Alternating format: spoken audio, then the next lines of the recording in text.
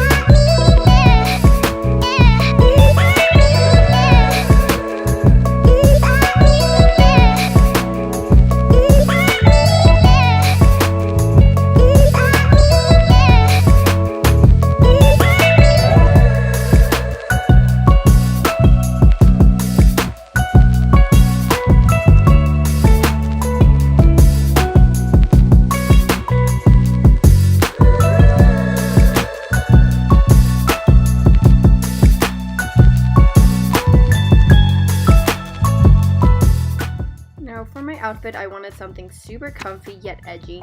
So for my top, I went with a Guns N' Roses t-shirt I got from Brandy Melville, and I added a leather jacket that I got from Zara just in case it got a bit chilly at the concert.